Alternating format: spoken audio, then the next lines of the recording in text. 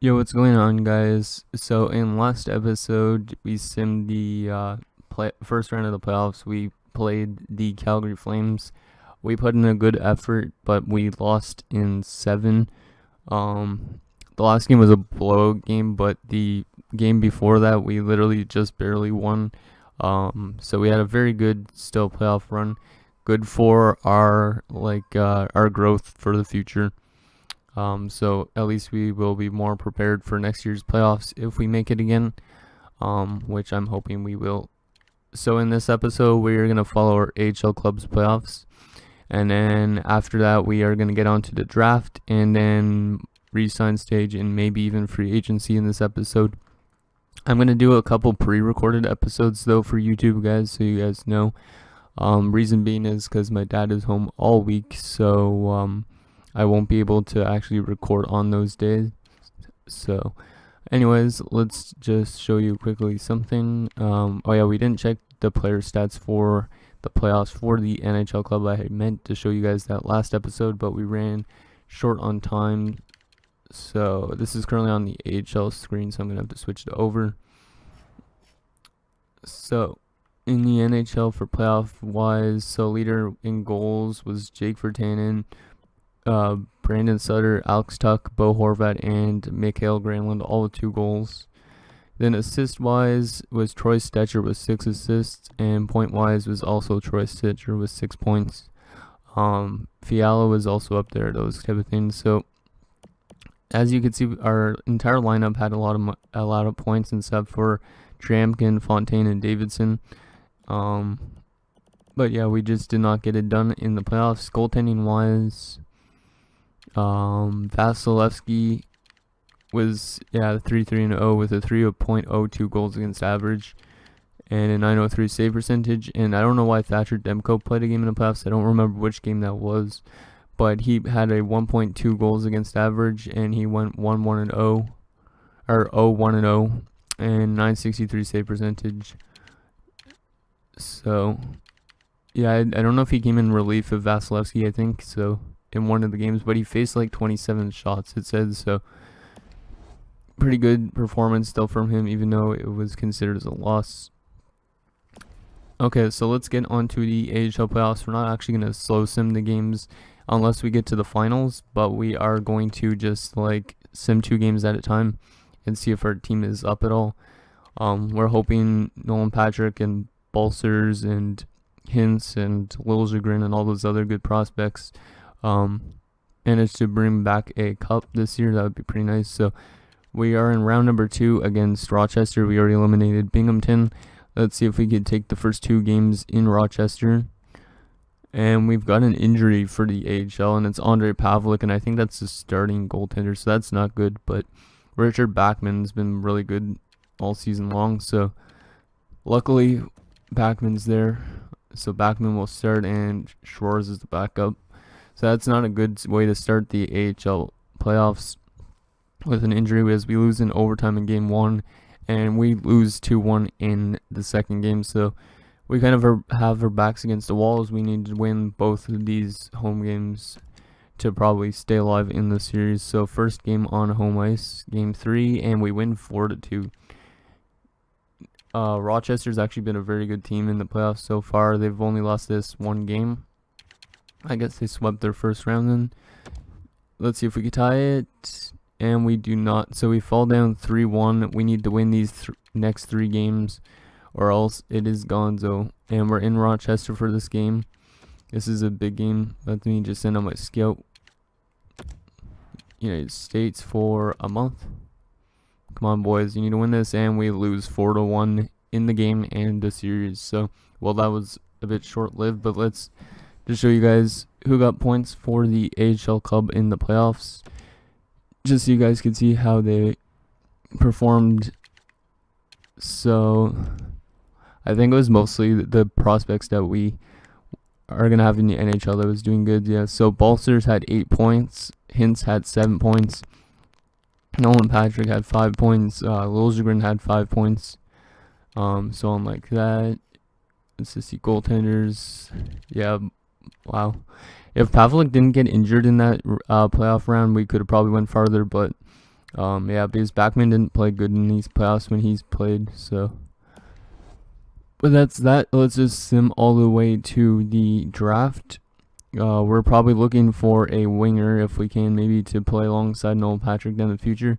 We do have Owen Tippett and a few other winger prospects that might play alongside of Patrick, but the thing is, I don't know if they're gonna grow that well. Like, what is it? I was checking, and Owen Tippett's currently listed at, well, he still has that medium top 6 forward potential, but he's like 20 years of age and he's only a 68, so I can't see him getting super high, but he might get to like an 84 at the max, or 85. So it's getting assignment again. Let's just go to A minus. Let's just go to the Czech league, I guess. Yeah, for the rest of the season, it's fine. But so yeah, we're gonna just do a couple pre-recorded episodes for you guys. Hopefully that's fine with you guys. You won't be able to like necessarily request me to do anything with lines and stuff like that, but I'll try and do what I think you guys would do. So anyways, the Stanley Cup champions are the Washington Capitals, and the Calder Cup goes to the Stockton Heat, which is Calgary's affiliate. So let's just check the awards for the season, and then we will get to the draft. I don't remember who won the Stanley Cup last year. Washington, I think, won the President's Trophy last season. No, they didn't win it last season. They won it. They didn't even win it in this GM mode. But anyways, Washington Capitals Stanley Cup champions. That's their first. So Ovi might have finally got it done in one of his last seasons, if he's still playing. President's Trophy goes to the St. Louis Blues. The Clarence S. Campbell went to Edmonton, so it was all Washington and Edmonton Stanley Cup final this season. Art Ross goes to John Tavares. The Hart goes to Tarasenko. Norris goes to Morgan Riley. Tarasenko gets to Bing. Michael Dalcoli wins the Rookie of the Year, which is the Calder.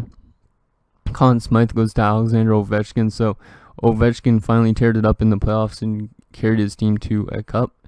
The Vezina goes to Devin Dubnyk. William M. Jennings as well goes to Devin Dubnyk. The Bill Masterton went to Brett Burns. Frank J. Selke to Patrice Bergeron. Tavares gets to Lindsay, and the Richard goes to Ovi, who I guess led during the season as well. AHL, did any of our AHL players get awards? Connor Garland, Seelan, Lauzon, Velvelainen, Giles, Garland. No, it doesn't look like it. Yeah, none of our AHL guys got any awards, which is kind of surprising because, well, Balcers had a 59-point season, and Nolan Patrick, I guess, had less than that too. So, but let's get on to the draft. I don't know which spot we're drafting at. We're probably drafting, I'd say, close to like 20th, probably like 18th or 19th. So those are the draft lottery results. So the Boston Bruins have the first overall pick, followed by Colorado, Detroit, New York, and Carolina, and then there's the rest of the picks. We are probably going to have to eventually trade away some of our young prospect guys, though, because I think we have too much of them coming up into the NHL, or you make room for them by trading some of the NHLers. So any retired players? No, we do not have any retired players, as expected, because we are a pretty young team. Goaltending wise, we have nothing, obviously, because our goaltenders are pretty young. Let's just check the entire league. So Pekka Rinne decides to hang them up. Same with Cam Ward, Nicholas Backstrom, Mike Smith, Emery, etc. All skaters. So Henrik Sedin decides to hang them up with Minnesota this season. He had some good years there. We traded him in year number 1, so that would have been... Oh, he didn't actually even play the two... Wait, no, that's the playoff stats. Okay, I was going to say he didn't even play the 2017-18 season.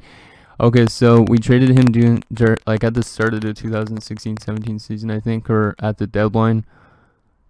No, I think we traded him before the season started. So he put up 74 points in that first season with Minnesota. Then he put up 69 points the following season, and then 65 the following season after that. So kind of misses goal scoring, but obviously thank you for your time here in Vancouver. Henrik Sedin, you played for quite a long time, over a decade here in Vancouver, so I appreciate it. I guess Daniel Sedin must have retired the year before. Mike Ribeiro, Danny Heatley, Mikko Koivu. So Minnesota's going to go through a bit of a rebuild, it seems like, because they're losing on some of their older veterans. So yeah, that's all the retirements for this season. Okay, so let's see. Let's just check the trading block, see if there's anything going into the draft, and then we will just start up the draft. I don't think there's going to be anything new that's interesting, but we'll see. So just some picks. Mark Giordano, no thank you. He's dropped off a bit. McMaster. Niemi. More picks. Kreisky. Makinen. Yeah, it's just a lot of top 9 picks. Or not top 9 prospects and picks. Nothing that will help our team right now. Nope. Okay, so let's just get on to the draft. I think we are looking for a winger, but we'll see what comes up once we get to our spot. So let's see where we are drafting in the 2018-19 draft. We are drafting number 16, so that's pretty decent. And yeah, so let's see who the top 5 picks are in this draft, and then we will get to our picks. So Enfoot goes first. A left wing power forward, high top 9, and then a left wing playmaker, medium elite, goes to the Colorado Avalanche. T. Clymer. Detroit drafts a low elite 2-way defender, so that's actually good for them because they don't really have any good defensemen anymore, because Nick Kronwall's Nick Kronwall just retired, a couple other guys. So Anisimov goes to the Rangers, and wow, a medium elite goaltender, A. Datsyuk, going to the Carolina Hurricanes. So yeah, the Rangers missed out on a nice goaltender. They should have taken him because Lundqvist probably retired in like year number 1, so they might need a goaltender. But they decided to go with Anisimov, who is a medium top 6 instead. So let's sim to our user pick and see what we could get at number 16. We could probably get a top 6 forward, it looks like, if we want. So there's a defenseman, Stefan Markstrom, 18. That guy's pretty decent. Oh yeah, this dude, Paul John Lowell. I was doing some pre-scouting, and this guy's just kind of a weird name. Offensive defenseman. He might be a low top 6. Let's see, Orlando McGrath, right wing playmaker. That guy might be a bottom 6 player. Backer also, high top 9, 18 years of age. That's pretty decent. Nothing that's accurate for his stats though. Same with this guy, Ken Beta. Kim Backer. I don't know which one I would want to go with out of those 3 if I had to choose. They're all playmakers though. Lidstrom. White Handle, Crowder. Let's see. Which one of these guys has the best defensive stats? That looks like 70 is kind of accurate. 69 and 67. These guys are all 18 though, right? Yeah, they are. Yeah, let's just go with Backer. See, maybe he could become a 3rd line center for us. He's probably just a top 6 forward. So, and yes, he's a top 6 forward. So that's not too bad, because if Bo Horvat doesn't want to play here like in a couple years, then we have Backer at least that could probably be our 2nd line center, or maybe even our 3rd line center. Let's sim to user pick, or we could just use him as a winger, but he's a playmaker, so I'd probably just rather use him as a centerman, because centermen usually are playmakers. Okay, so our 2nd round pick, we're just going to do our first 3 picks, and then we're just going to auto sim the rest of it. Right wing, Guerra, power forward. We don't need more power forwards, but he's 18. right wing sniper. Any two-way players, two-way defender. We need an offensive defenseman, I think, kind of, because we don't have any offensive defenseman. This guy's 18, Tony Peckham. He's unknown. That's the only problem. I'm kind of nervous about drafting an unknown. Pronger, two-way forward, left winger. This guy might be decent as well. He's 18, Timothy Pronger. Chubasov. Yeah, Vyacheslav Chubasov. Yeah, let's just go Pronger, I think, because for our bottom 6, maybe. Ooh, EHL top 6. That's not what I wanted. Let's just see who that other dude was going to be.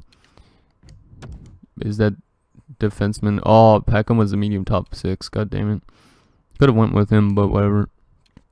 Okay, let's just sim to user pick, and we'll do our 3rd round pick, because I think we still have our 3rd rounder, and then we will sim the rest. And yes, we do have our 3rd rounder. So with the 76th overall pick, let's see, two-way forward, this guy, Noah Schneider, right wing two-way. Wait, who was the pin guys I had? Because I have a few pin dudes, but actually they probably go later. Yeah, I think I'm gonna go with Schneider. Just because he's a two-way forward, we could get him for our bottom 6. Ooh, nice, medium bottom 6 forward. So this guy could be a potential player for our defensive side of the team, which is good. So let's sim the rest of the draft. Hopefully the computer didn't draft me anybody stupid. So the computer drafted me K. Nisnikov. I don't even know how to pronounce it. M. Reichel, P. Hoyt, and X. Bernard. Probably Xavier Bernard. Okay, so let's sim to the resign stage. So I'll show you guys all the rookies first, and then I'll show you who we have to sign, and I'll sign the players and get back to you guys right after that. Okay, so yeah, we probably won't get free agency done in this episode, but I'm going to do a pre-recorded episode right after this where I do free agency in the start of the season. So you guys won't get to give me input on who to sign in free agency, but like I said, I can't really do that. So because of my dad being home all week. So let's see, unsigned rookies. Let's see who's the best overall. So Wyman's up to a 72, so he's definitely ready for the AHL club. Who did we draft this year? So Noah Schneider's is 64 out of the draft. That's pretty decent. He won't play in the AHL just yet, but maybe next season. Bitten from last year, he was our 2nd round pick. He's up to a 62. Bernard's one of the computers drafted us. This guy, he's a two-way defenseman, and he is 62 overall. Pronger, 61 overall, but he's 18. Backer's 59, but he still has a lot of room to grow. There's his individual stats. Currently looks like he's a good skater, shooter, and puck skills wise, so he's not really a good defensive player. Reichel, 57. That's when computer drafted us in the 5th round. Maddox, Reichel. Okay. And then here's Hoyt, low HL top 6. So it's an actual guy. Peyton Hoyt, 6th round. He probably won't play with us ever. Nisnikov is also probably not going to play with us. He was a 4th round pick. Kirill Nisnikov. He's only got good power in his shots and stuff like that, and good skating. Other than that, I don't see this guy making our NHL club unless he grows somehow really good. Let's see how Gravel is, and Gravel is up to his 66. I don't know if he's ready just yet for the AHL club, but maybe the season afterwards. Okay, so now let's show you guys who I have to resign. So I have to resign Thatcher Demko, so that's going to be a big upgrade in contract wise. Ben Hutton, I'm going to have to maybe give him a bit of an upgrade. Same with for Tannen, Tuck. A lot of these dudes are going to want upgrades for RFA wise. UFAs, I could release a lot of these guys because most of them are just depth type of players. So anyways, I'm going to resign everybody that I can and get back to you guys in a second. Okay guys, so I don't know if my game audio is louder than my actual voice. Sorry about that. I just realized I had it all the way up. Anyways, we re-signed Andrei Pavlik, Alex Tuck, Chris Wyman. Anybody reject? Jordan Subban also will probably be playing in the NHL this season. I decided to release Brandon Davidson, but if Liljegren is ready for the NHL, which he more than likely will be, Subban might be just a depth defenseman for us. And there's the big one. Thatcher Demko has re-signed with us, which is good news. And Owen Tippett's going to also be playing in the minors this season, 70. There's no room on the roster for Igor Larionov. That's not... I don't really need Larionov. That was one of our guys we drafted back in 2017. Let's just see in the system UFAs. Oh, I couldn't even get Ronsberg back, but Ronsberg hasn't even grown. So these three guys are all going to be released just because they don't seem to be growing that well. But everybody else we got back. But now we have too much players on our roster, and we have 14 million in cap space, which means I might have to trade some guys though. Not sure who, but we might have to trade some people because we might have way too much people that can make our roster. So let's send to free agency and see what's available. And yeah, if nothing's available, I might just sim it up to next season already, guys. And then next episode will be the start of year number 4. It might be the entire year or up to the deadline. And then I'll do the deadline as well, though, in a different episode, which will be probably pre-recorded. Okay, so let's see what's available for free agency. We will have to trade away somebody if we want to sign somebody, though. But I don't know if there's going to be anybody that we want. Let's see. Yeah, none of these guys are... These guys are all players that want a lot of money. We don't really have any room for any more players. Yeah, we're not going to sign anybody, guys. I already... Yeah, it's just... We already have way too much people on our roster currently. We have already 2 good goaltenders. We have a lot of prospects coming up from the AHL this season. So yeah, there's no point in signing anybody, even though there's a lot of big names. I think we should be a better team this year just because of the amount of prospects that are making our NHL club. So I'm going to start simming to the start of the 2019-20 season, so I'll see you guys back up here in a second. Okay guys, we are back up here at year number 4, I believe. Let's just call up some players, because I have a feeling some players are not in the right spots. Let's just make sure we have no problems with what happened like last time. So Ualivi, Patrick, Hintz, yeah, there's tons of players that are ready. Balcers is only an 81, which is kind of surprising, but I still want to bring him in. A lot of these dudes I do, so send down all these dudes. And also, let's see, Hintz is also pretty much ready. Breezeball, wait, is Breezeball listed as a top 6 defenseman or no? Depth defenseman. Okay, so we might just leave him down there. And Liljegren's an 80, but you guys did say he grows right away. So we are going to send down Subban, even though he's on a 1-year, $1 million contract. Send him down to the minors. And then we will also send down Justin Fontaine. And call up nobody. Wait, actually, should we just leave Fontaine up here? Yeah, we could just leave Fontaine up here. Because last season he actually had like 30-something points. Oh yeah, we might have to wait too much players. So let's go to best lines, and let's just, yeah, I'll show you guys what it is, and then I'll edit. Wait, actually, no, I'll just show you what it is, and then the next episode I'll actually have it already edited, and I'll just go over the lines. So we have Evander Kane, who's in 88 now after having a very good season last year. He has only 1 year left on his deal, but I don't know if we're going to keep him much longer. He's alongside of Bo Horvat currently and Kevin Fiala. So Fiala and Virtanen did not grow really at all. Nolan Patrick, wait, what's his face-off stats like? Not very good actually. So we could leave Patrick as a winger. I put him there instead. So yeah, Nolan Patrick, 84. I never seen Mikael Granlund as an 87, but it might be just for the start of the preseason. Tuck's still an 83. Sutter is one of these guys that I do want to get rid of, though, 85, and we might not have room for him down the road. Birchie, Balcers is down there on the 4th line. And yeah, Nemesnikov is one of these type of guys we could trade as well.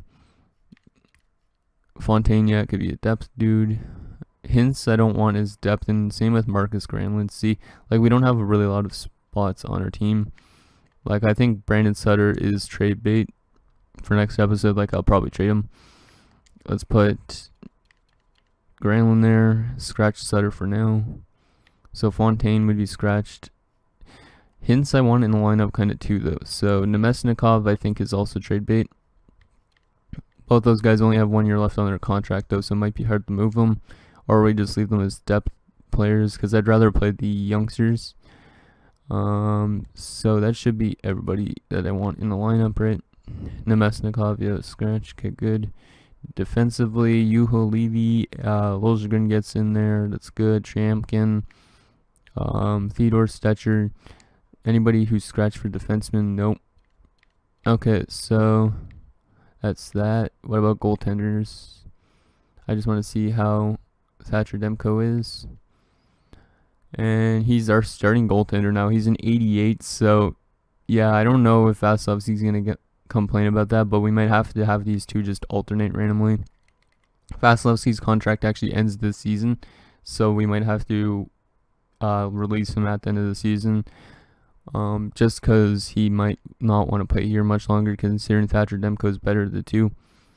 But yeah, so that's our lines for the NHL club, and I just go best lines down there. So anyways, guys, that's going to do it for this bit of a long episode of our Canucks GM mode. So next episode, I will edit the lines the way I want them, and I'll get the season started. We'll probably sim up to the trade deadline. So thanks, guys, for watching.